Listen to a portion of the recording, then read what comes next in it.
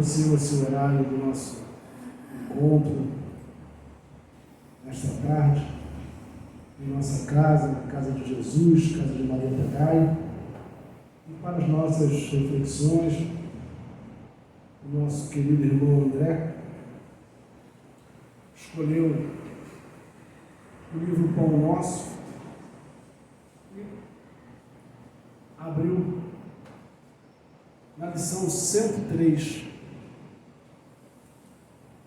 O livro Pão Nosso foi todo ele ditado por Emmanuel, psicografado pelo nosso querido Francisco Cândido Xavier. E a lição de número 103, Emmanuel intitulou Cruz e Disciplina. Vamos ouvir a passagem do Evangelho, logo a seguir os comentários de Emmanuel.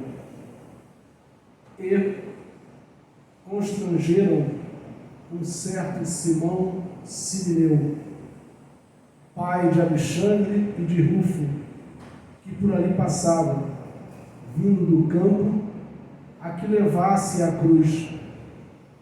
A passagem está em Marcos, capítulo 15, versículo 21. Muitos estudiosos do cristianismo combatem as recordações da cruz, alegando que as reminiscências do Calvário constituem indébita cultura de sofrimento. Asseveram negativa a lembrança do Mestre nas horas da crucificação entre malfeitores vulgares.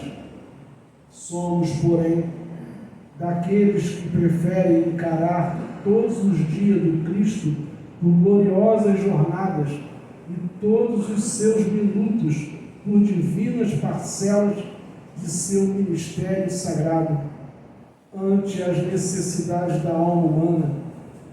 Cada hora da presença dele entre as criaturas reveste-se de beleza particular, e um instante do madeiro afrontoso está repleto de majestade simbólica.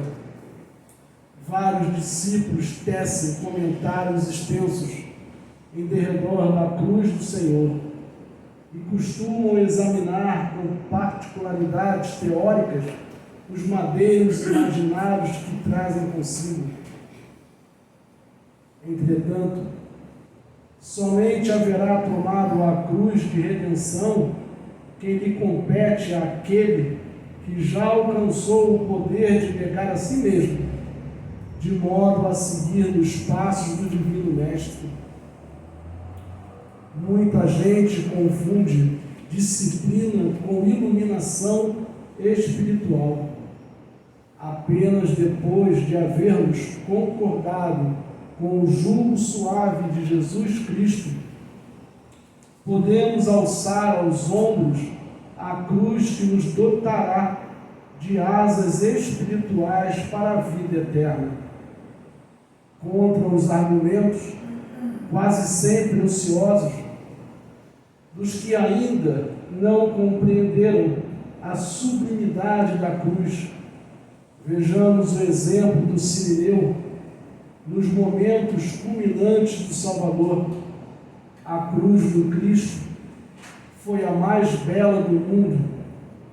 No entanto, o homem que o ajuda não o faz por vontade própria, e sim atendendo à requisição irresistível. E, ainda hoje, a maioria dos homens aceita as obrigações inerentes ao próprio dever, porque a isso é constrangida.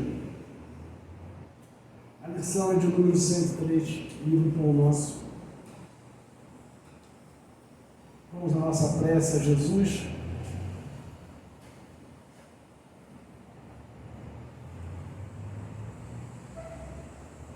Mestre querido, amigo de todas as horas, mais uma vez, Mestre amado, te agradecemos pela beleza do encontro contigo, pela oportunidade, mestre querido, de estarmos em tua casa, a casa de Marieta Gaio, este teto que nos acolhe, que nos ampara. Enfim, Jesus, te rogamos as tuas bênçãos, o teu amor, que nesta tarde, Jesus amado, aqui reunidos em teu nome, que o nosso irmão André possa trazer até nós o teu Evangelho e tudo aquilo, Jesus, que foi programado por ti para a tarde de hoje, para cada um de nós. Fica com todos nós, mestre querido, também com aqueles nossos irmãos que não puderam aqui comparecer, aqui estar, que todos eles também sejam amparados por ti, envolvidos no teu amor. Enfim, Jesus, fica com todos nós, com o nosso irmão André, que fará uso da palavra na tarde de hoje. Abençoa, ampara, intui e protege a todos nós. Fica conosco, hoje, agora e sempre. Graças a Deus.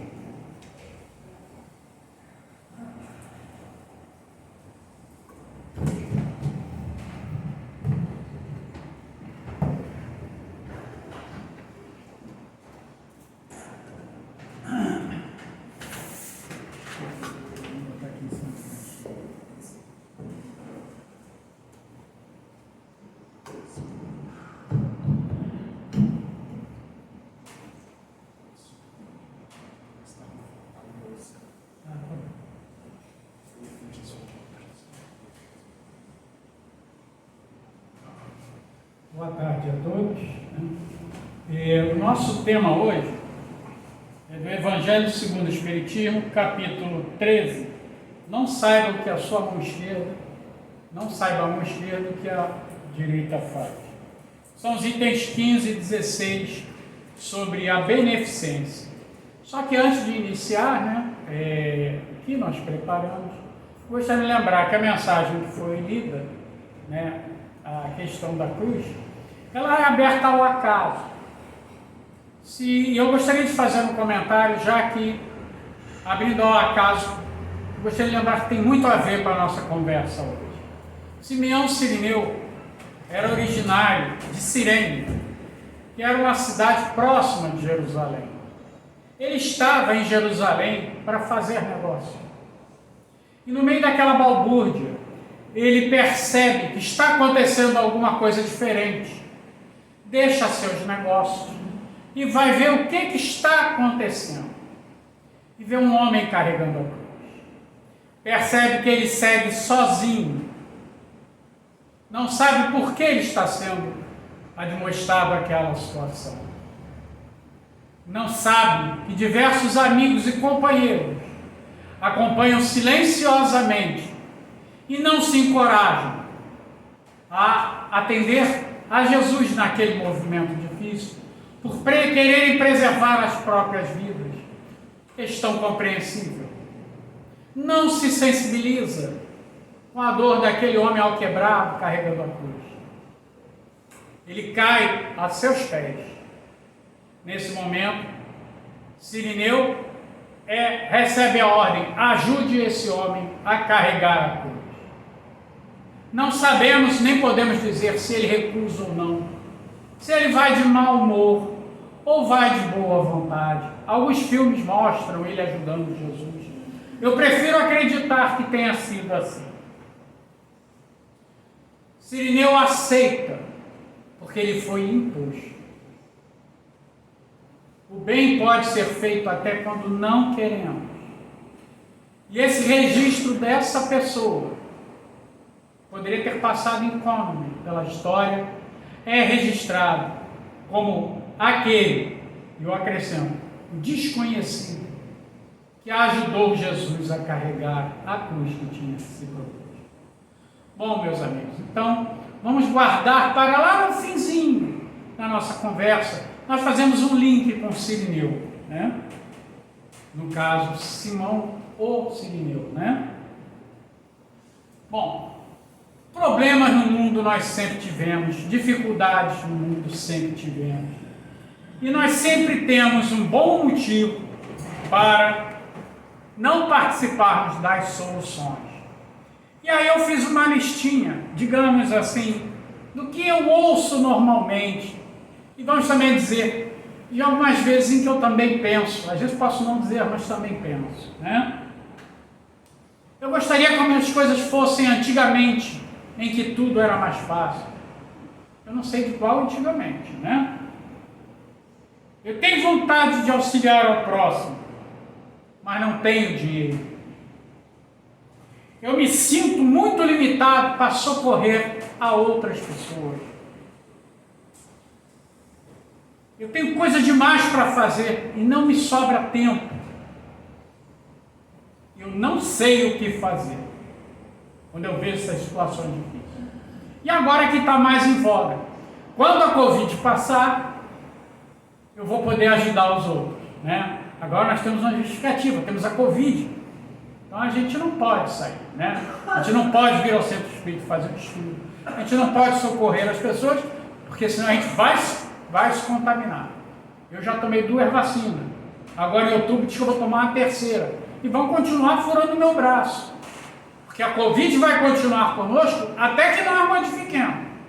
Ou outras coisas virão para nos ensinar a fraternidade e o valor do convívio no dia a dia. E a outra, eu sou pobre, não tenho como fazer a caridade. E o grande problema é que essas frases geram, né, repetidas na própria sociedade constantemente. E ainda tem uma outra, né, que muitos companheiros que são reencarnacionistas dizem assim, não, é a prova dele, ele tem que passar. Ninguém nunca ouviu isso? Não, se ele está passando por isso, é que é a prova dele. Né? Ou seja, a gente, para fazer diagnóstico, a gente é ótimo, né? Especialmente dos outros. Essas frases repetidas e que fazem parte do jargão popular, da inércia, eles nos levam a uma paralisia na sociedade, na possibilidade de uma melhoria dela enquanto grupo. A não disposição de servir e de ser útil a outras pessoas imobiliza a sociedade como um todo e a humanidade, né? Que não nos permite melhorar as coisas quando nós sabemos que o homem ele é agente de transformação. Se vocês observarem, na natureza, a maior parte dos animais, de tempo em tempo, sofre uma pequena mutação, uma pequena variação, não é isso? O homem não. Por quê? Porque nós mudamos a própria natureza. Nós somos os seres inteligentes da criação. Né? No caso do nosso planeta, nós somos os humanoides, que representamos esse grupo de espíritos. E nós conseguimos manipular, nós conseguimos fazer chover no Nordeste, não é? Conseguimos achar uma vacina para a Covid em menos de 6 meses, quando uma vacina antigamente levava 30, 50, 100 anos. Nós conseguimos resolver, conseguimos botar um homem na Lua, né? Agora estamos dizendo que vamos botar gente em Marte, e a gente não consegue vencer a distância entre um coração e outro. Então, quando nós observamos isso, vamos realmente ver o que está acontecendo, né? O que nos impede de servir ao próximo? O que atrapalha a nós, né? O que pode estar realmente barrando a nossa capacidade de nos doar? Então vamos observando cada item. Recurso financeiro. Eu não tenho dinheiro. Bom, gente, se depender de recurso financeiro para ajudar os outros, na crise em que o mundo está, nós estamos perdidos. Mas quem disse que o dinheiro que é o elemento dinamizador da caridade e da melhoria das pessoas, né? Nós podemos não doar dinheiro, mas podemos doar nosso tempo, a nossa audição, a nossa paciência, né? A nossa oportunidade de colaborar. Nós podemos doar a atenção tão tanta gente precisando, especialmente de atenção, né? Nós podemos atuar na propagação do bem, o que está acontecendo, né? Me falta tempo, eu não tenho tempo, eu tenho que trabalhar, eu tenho que conseguir prover a minha família, eu preciso resolver, eu tenho muitos problemas, realmente. E aí a gente para e faz um exercício. Depois que inventaram o celular, né, eu considero que o celular foi uma evolução, né, assim como o avião foi uma evolução. A forma como são usados é que passou a ser problema, né? O avião foi criado para reduzir a distância. Alguma mente utilizou isso para a guerra. O celular foi para aproximar as almas. Nós usamos um monte de coisa, né? Então vamos só pegar um tal do WhatsApp. A gente não consegue. O celular tremeu, a gente abre, não é isso? Para ver quem quer falar com a gente. Tem as mídias sociais, em que a gente manda piadinha, comparações, coisas engraçadinhas, né? Então vamos dizer a gente aqui. Vamos dizer que em cada 24 horas, você bem humilde, a gente usa o celular em 24 horas, 5 minutos. Para coisas que a gente não precisa. E temos direito de fazer uma gracinha, contar uma piada. Isso é parte, né? Vamos dizer assim, é tempero da vida, desde que com equilíbrio. Mas eu acredito que talvez a gente encontre alguns que usam por meia hora. Se lhe sobra esse tempo, ótimo. Eu acredito que alguns usem nessas amenidades 1 hora. E daí para frente eu vou parar e não vou mais comentar. Porque a pessoa tem tempo demais se ela passa mais de 1 hora com amenidades na rede social, que é um direito dela. Veja bem, não estou criticando. Mas imagine pegar 50% desse tempo, né, do 5 minutos, separe 2 minutos e meio para colaborar em qualquer ação no bem. Nós sabemos que tem uma pessoa que mora sozinha, que precisa fazer compra e não sabe usar o celular. Eu posso fazer a compra para ela no mercado, para ela receber e ela paga. Isso é benemerência. Eu posso pegar da minha hora de WhatsApp e usar metade para me contactar com amigos para ver material para uma creche. Olha, lá eles estão precisando de sabonete, estão precisando de qualquer produto, né? Eu trabalho muito viajando, eu tenho uma mania, né? Meus amigos que trabalham comigo em carro, eu fico às vezes a semana inteira no hotel e o que é que eu faço? O sabonetinho, o shampoo, eu pego e guardo, eu levo o meu. A pessoa diz, nossa, você é pobre, né? Bom, primeiro, que aquilo ali já está pago. Se eu não usar, fica lá, eles não compram, eles têm um lucro maior. E eu pego aquilo, pego mesmo, não tenho a menor vergonha. Não estou fazendo nada de errado, é meu. E o que que eu faço? Eu guardo, levo para casa, junto uma quantidadezinha e mando para uma instituição. Especialmente de criança, eu tenho uma afeição muito grande por criança. A criança curte aquele sabonete, alguns dizem que é sabonetinho bebê, né? Aquele sabonetinho desse tamanho. Tá? Ou a gente manda para um desses que atende o pessoal carente de rua. E eu comecei a comentar isso com os amigos, falei, pô, vai juntando, né? Então nessa época de pandemia, alguns mandam e a gente aí manda quantidades enormes para creche, para pessoas que moram, hoje no Rio, quem não mora perto de uma comunidade? Para a comunidade, para as pessoas na rua. Gente, o que custa? Não custou nada. Só carregar na mala 5 sabonetinhos, né? 5 shampoozinhos. Não sei nem se é tão bom assim, mas eu sei que atende alguém e a pessoa é feliz. Pois é, eu não, para que eu vou carregar, não vai mudar o mundo. Realmente não vai mudar o mundo. Mas pode mudar os 5 banhos, uma viagem. São aquelas coisas mínimas que a gente diz assim, não posso fazer nada. Pode. Fazer algo por alguém que nós sempre podemos. E o tempo não falta. Nós temos tempo demais. A gente dorme muito, a gente fala mal dos outros muito, a gente se consome, né?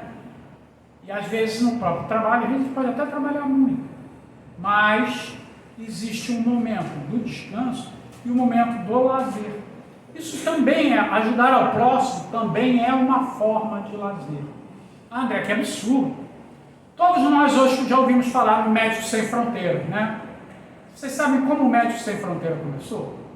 Era um grupo de médicos suíços, se eu não me engano, que durante as férias, especialmente ortopedistas, dentistas, eles tiravam férias, parece que 15 dias, num período, 15 dias no outro, e eles faziam a viagem ou para a Índia ou para a África, nessa época, para atender benemericamente as pessoas.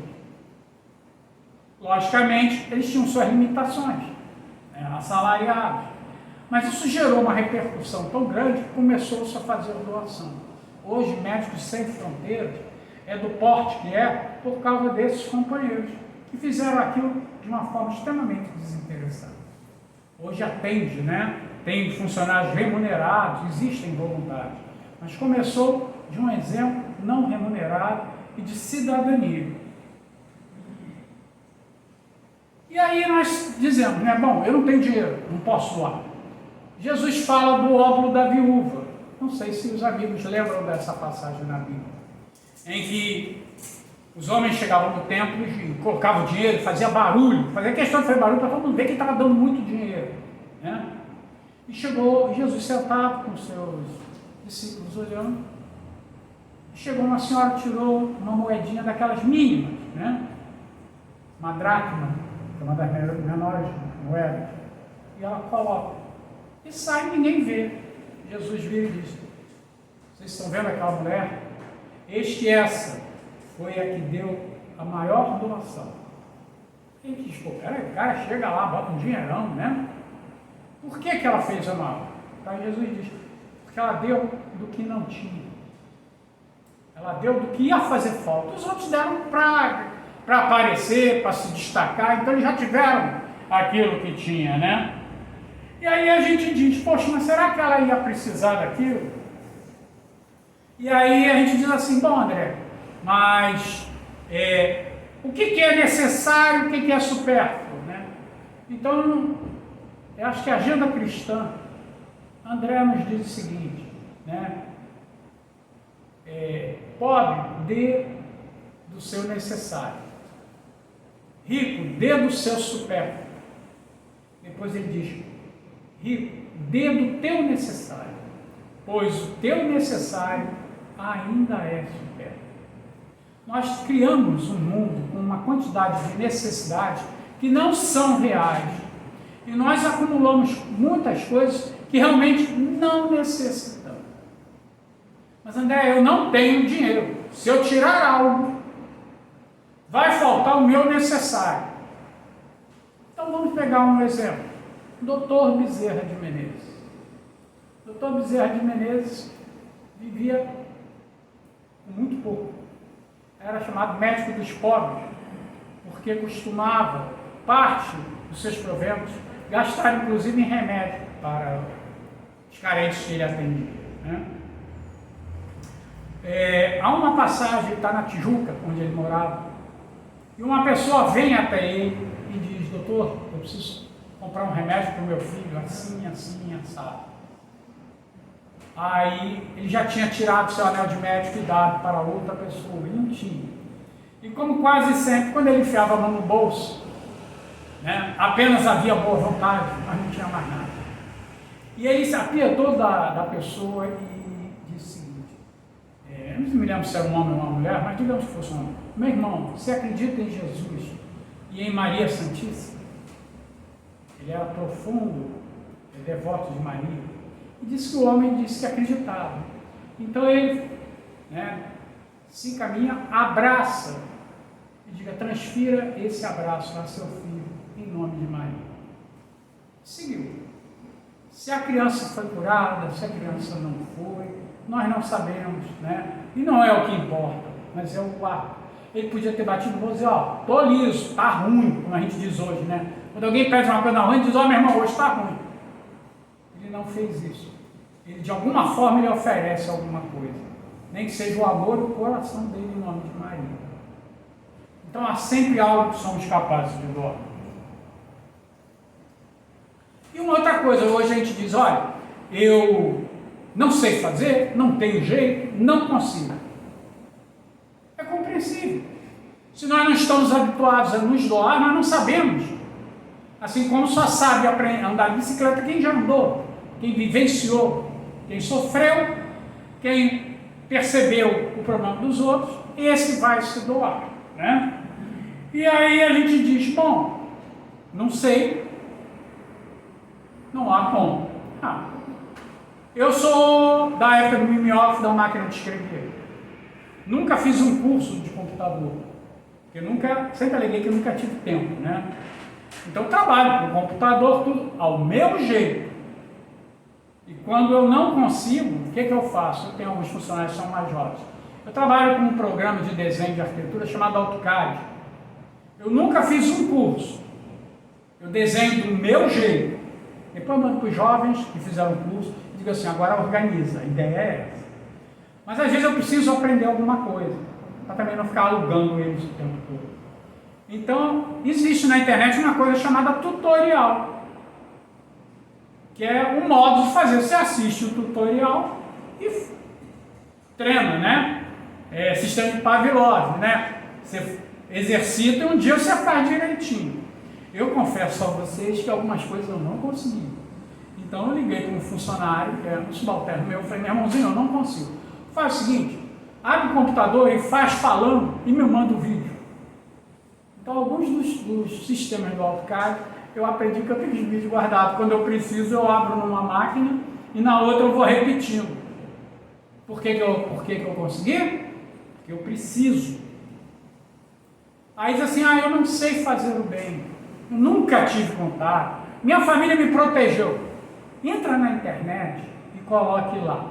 Fazer o bem. Você vai ver um monte de vídeo.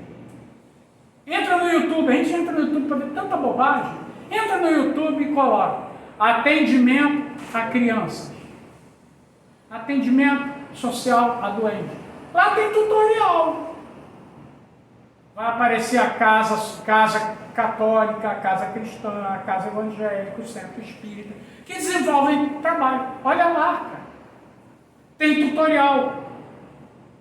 A gente nem pode dizer que não sabe fazer. Existe make-off na internet. Já não dá mais para a gente dizer que não dá, que não tem tempo. Tem mais razão. A tecnologia chegou. E aí nós hoje temos acesso a tudo isso, né? Na verdade, só existe uma coisa que nos impede de fazer o bem. E o que é? O egoísmo. Nós vivemos para nós mesmos. E aí no egoísmo estamos ligados ao quê? À acomodação. Pô, tem que sair de casa, vai ir no centro para dar paz.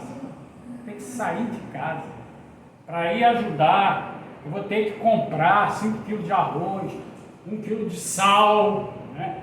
Poxa, então, preguiça, avareza, né? Pô, vou ter que ir lá na distribuição carregar peso, vou ter que fazer uma sopa, né? Pois é, não é você que precisa, né? O que você precisa é aprender a fazer pelos outros, porque o outro precisa da sua boa vontade.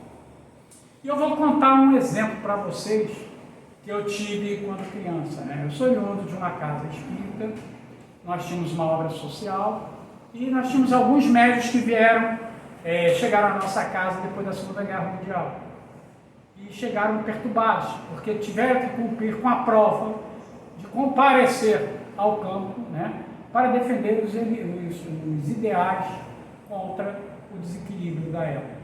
E esses irmãos, ninguém passa por uma guerra impune, normalmente se comprometeram ou ficaram impactados com toda a violência, né, em que o homem, lobo do homem,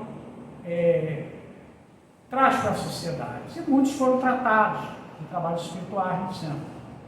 E esse nosso irmão, se me permitem só dizer o primeiro nome, né, nós na casa sempre chamamos todo mundo de tio, né, eu nasci dentro de um centro espírita. Tio Nil ficou solteiro, nunca quis se casar, viveu uma vida tranquila, né? Ele chegou a coronel na aeronáutica, foi um dos primeiros grupos de aviadores que foi. Ele não falava sobre guerra, era uma pessoa, ele era assim, assim, um alemão, ele era originário de Santa Catarina, uma pessoa extremamente doce, carinhosa. Quando passou para a reserva, passou a ajudar na obra social que nós tínhamos em Jacarepaguá. Ao ter o primeiro contato assim, direto com a pobreza, né, diretamente, porque a miséria humana ele havia conhecido na Segunda Guerra, ele se sensibiliza e diz: eu não posso. Ele morava num apartamento 3 quartos na Zona Sul. Ele disse: eu não posso, não tenho direito, né, de não ajudar essas pessoas. E dos seus proventos de coronel, ele começou a mandar a maior parte. Ele era um alto, magro, né, uma voz tranquila. Né? E aí tio Nilo ajudou muitas famílias. E aí houve uma época, né, lá por próximo de 70, houve uma grande chuva no Rio de Janeiro, estourou caixas d'água da SEDAI, e Jacarepaguá, que já não era grande coisa ainda, era uma provínciazinha, né, vamos dizer assim, era um subúrbio, ele se acaba em água. E aí ele olha, né, e diz assim: já não posso mais continuar morando numa casa de 3 quartos, quando tantos não têm teto. Então o que ele fez? Ele falou: eu preciso de mais dinheiro para ajudar essas pessoas. Então ele pega e aluga o apartamento de sala 3 quartos, onde ele vivia sozinho. Mas havia uma dependência de empregada. Ele mandou fazer uma paredinha e ele passou a viver nessas dependências de empregada. O quarto de empregada, um banheiro, antigamente era um banheiro digno, né? E uma pequena areazinha que ele botou um fogareiro para ele fazer a comida dele. A família era jovem, que foi morar ali e passou a ter sobrinhos, netos. Ele no Rio não tinha ninguém, ele tinha filhos dos irmãos em Santa Catarina, mas ele tinha algum contato, uma vez no ano ele ia lá. Então o tio Nilo pegou aquele aluguel e começou a utilizar.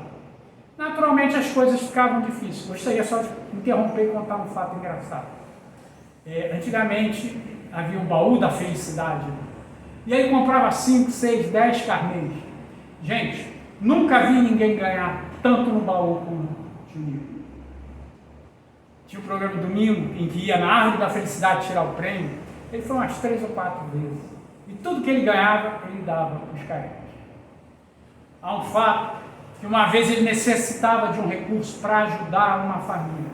Isso não é lenda, isso é verdade. O tio Nilo estava duro, sem dinheiro, sem ter como.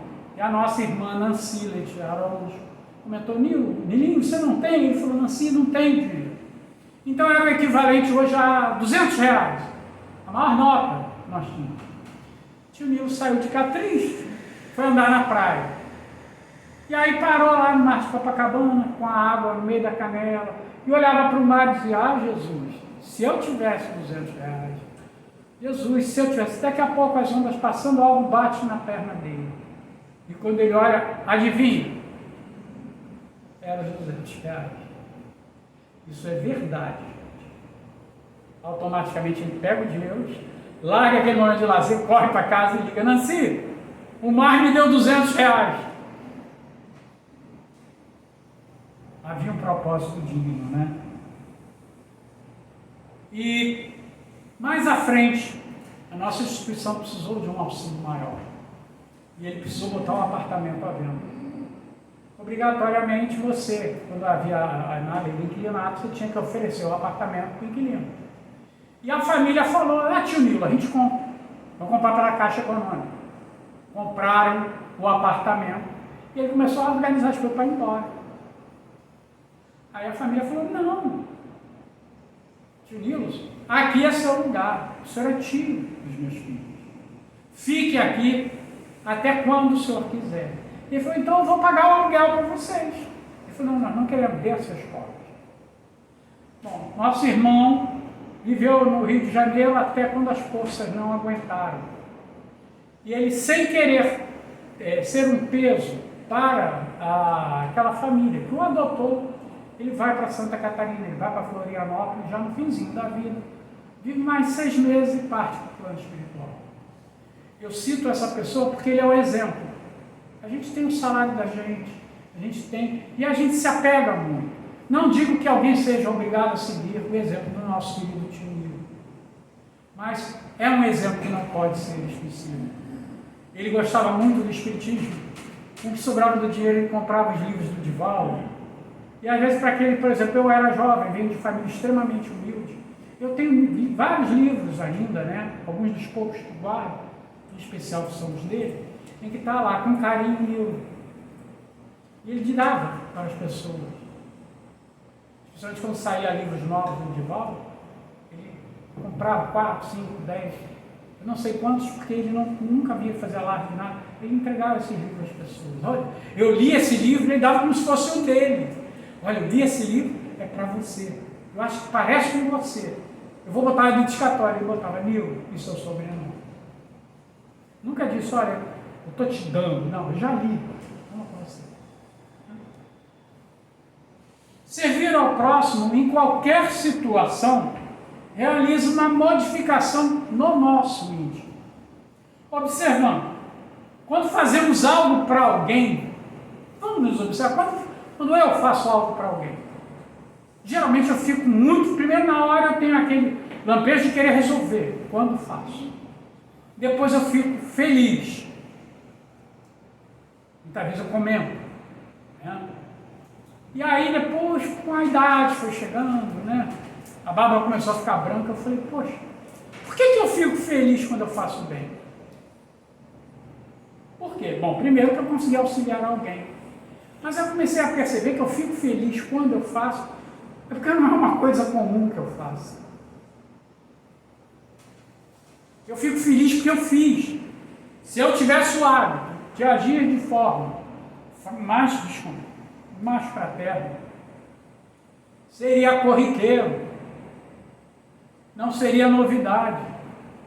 Eu talvez me sentisse aliviado e feliz pelo outro, mas nem feliz por mim estaria, porque seria dever.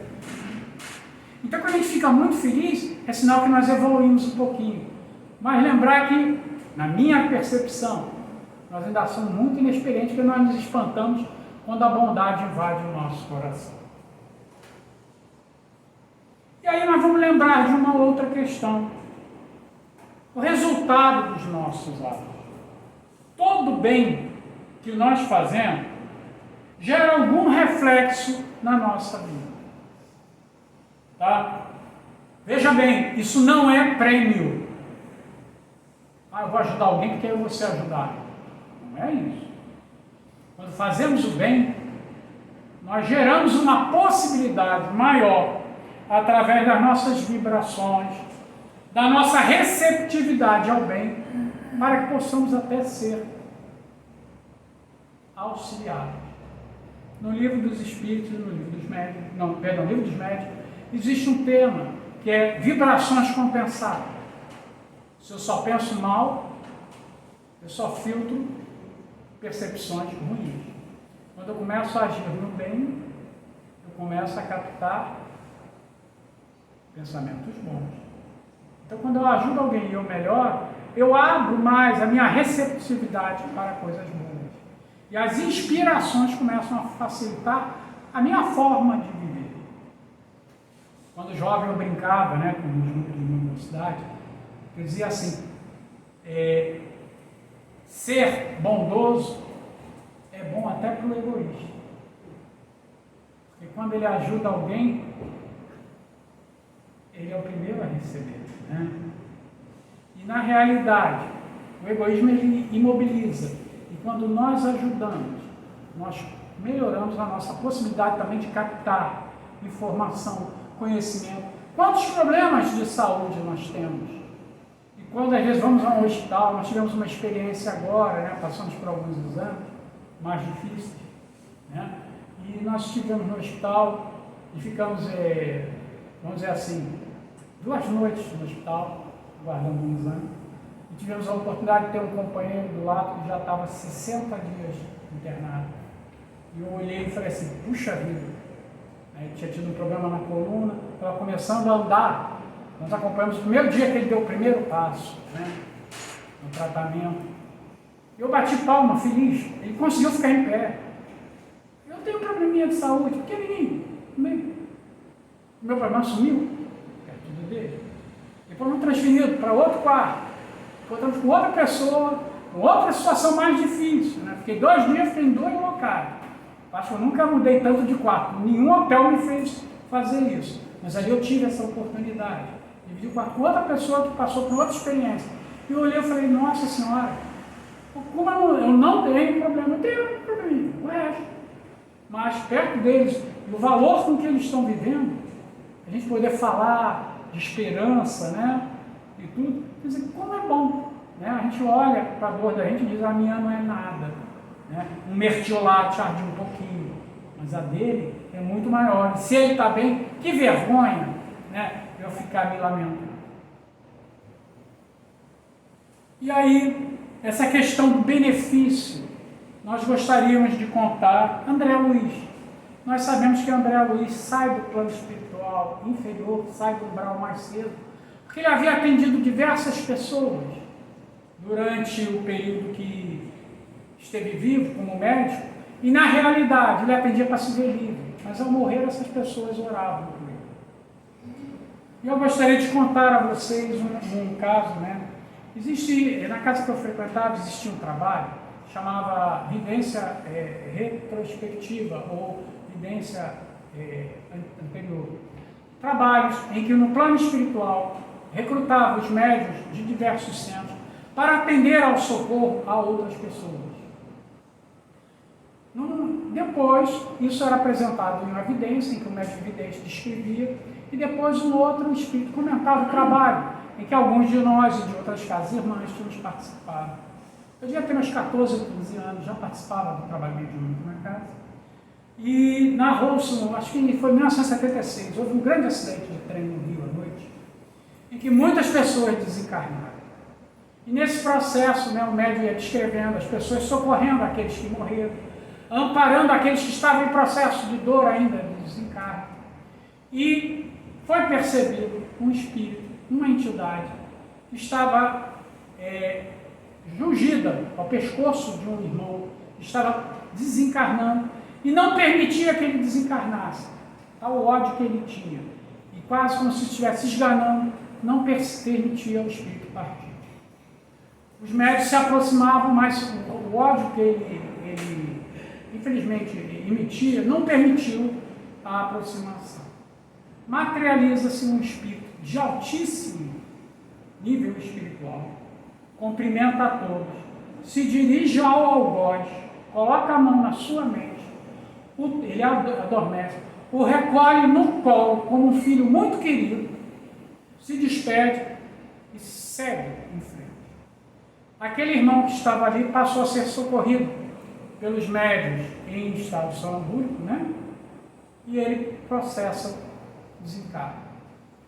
Quando estava sendo escrito isso, no alto da minha sabedoria lá de 16 anos, eu falei, espírito evoluidíssimo, vem e tira o cara ruim e não socorreu o que estava ali. Porra, justiça é essa, né? A gente sempre julga. Não vou dizer a vocês, que coisa linda, né? Na hora eu pensei assim. Quando o nosso amigo espiritual tomou a reunião para esclarecer, ele falou, olha, nós vamos explicar o que foi aquilo. Esse espírito de alto escola percebeu que aquela entidade, que era o algoz, era alguém que nos milênios lhe fez um pequeno favor. Num momento em que ele precisou muito. E até colocou assim, o equivalente a dar um copo d'água a alguém quando tem sede. E esse espírito percebeu que aquele irmão entraria num processo de desequilíbrio maior ainda. E por amor a esse gesto de gentileza, que talvez aquele espírito nem mais lembrasse, ele retorna, materializa e o pega. Por haver amor entre eles, né? Naquele momento o espírito ele percebe e cede. E é retirado. Aquele que estava desencarnando, que tinha alguma diferença, é amparado. Todo um grupo que estava preparado. Mas aquele espírito perturbado ainda, né, nas questões, ele só podia ser retirado por alguém que o amasse muito. Então nós olhamos, às vezes fazemos coisas que nós não percebemos nem a relevância, não é isso? E a gente não sabe o peso daquela coisa, do copo d'água que damos a alguém na vida daquela pessoa. Quando nós dissemos que alguém diz assim, voltando ao início da nossa conversa. Essa é a prova dele. Ele tem que passar, realmente. Cada um de nós temos as provas passar. Não sabemos o momento que ela termina. Não sabemos de que forma termina. E não sabemos se nós somos o Sirineu,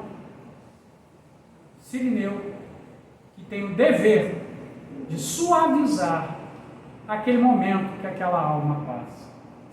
É importante não ficarmos na inércia de forma alguma. E para encerrar, porque o nosso tempo já se foi, lembrarmos de Jesus. Quando Jesus faz o Sermão da Montanha, em que ele sobe no monte e olha a dor de todos. E ele fala o Sermão da Montanha, né? Em Mateus capítulo 5, né? É o Sermão das Bem-aventuranças.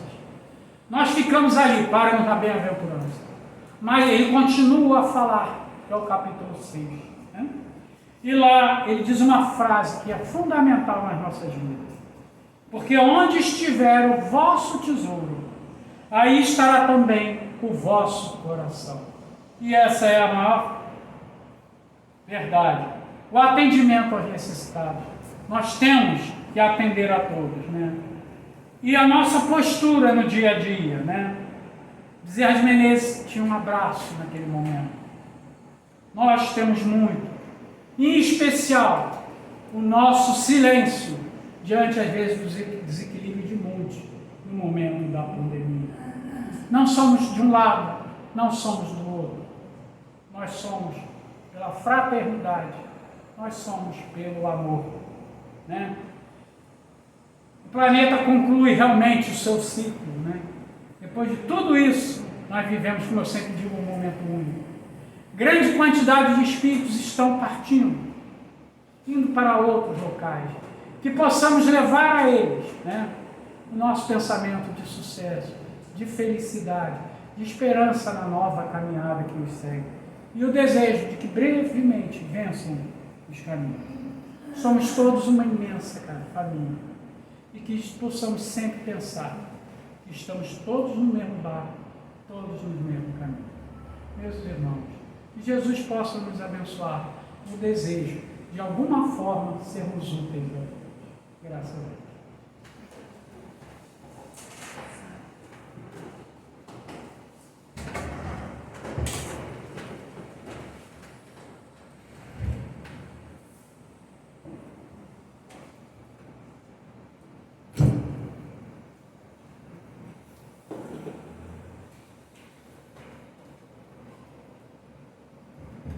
Meus irmãos, chegamos ao término da palestra de hoje. Vamos então à nossa prece de agradecimento e as nossas rogativas a Jesus. Mestre amado, querido amigo de todas as horas, mais uma vez agradecidos pela oportunidade do encontro, pela oportunidade, Mestre amado, de estarmos aqui nesta tarde para ouvirmos um pouco mais do Teu Evangelho, dos Teus ensinamentos. Só temos a agradecer, Mestre querido, que possamos levar para junto de nós, junto aos nossos lares, nossos entes queridos, tudo aquilo que já aprendemos no Teu Evangelho. E então, Mestre querido, continuamos a Te rogar as Tuas bênçãos, o Teu amparo, a Tua proteção. Fica conosco, Jesus amado, hoje, agora e sempre. Graças a Deus.